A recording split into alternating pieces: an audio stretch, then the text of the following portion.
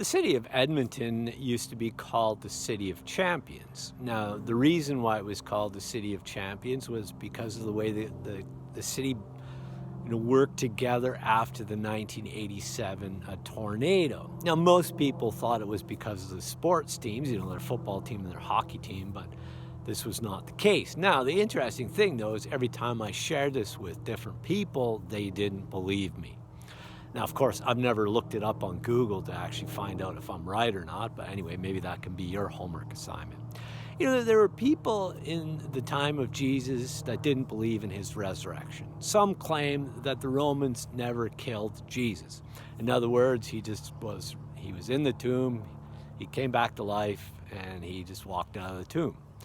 But, some people didn't survive the scourging at the pillar, so the Romans were experts, so Jesus definitely died. Now, the second thought was that Jesus' disciples came and stole the body of Jesus. And, they're just relaying false information to people. But why would they, all of them except for John, why would they die a martyr's death for something that wasn't true? That doesn't make any sense. Then the other thing that people were saying, is the disciples, they're all just daydreaming or they're hallucinating. We could, if one of them did, but all of them, I don't think so. But, there's something within each one of us that believes in resurrection. And we recognize we experience that spiritually in the here and now. We can be having a bit of a tough day and we take a little time for prayer, and through God's grace, we are resurrected to new life.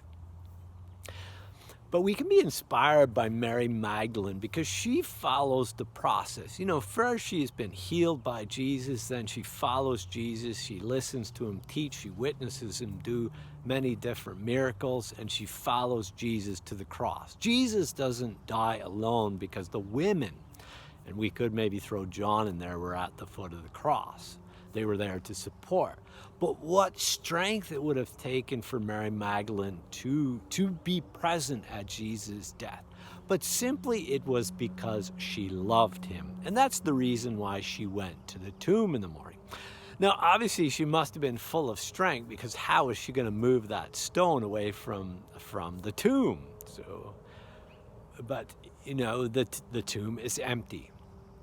And Mary goes for some support. And, it's interesting, Peter and John, they come with her, but then when they don't find the body of Jesus, they just leave Mary Magdalene alone, crying, weeping.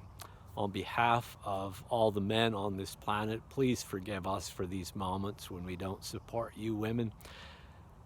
But Mary Magdalene continues to persevere. And in all four Gospels, she's the one that will witness the resurrected Christ first. This is the other point, is no woman's testimony held any ground back in this time period. So for all four Gospel writers to write that Mary Magdalene is the first witness of the resurrected Christ says that it has to be true. Because, they would have, if this was fake news, they would have put a man like Peter or John or somebody that witnessed the resurrected Christ first. And we are, as the second reading points out from the letter to the Colossians, we are to seek the things that are above. What we are is to seek Christ. And when we see Christ within ourselves, that gives us the viewpoint that we can see Christ all around us. Even where I'm located, we can see both death and resurrection behind me. It's sort of the way that we look at ourselves, the way we look at our world.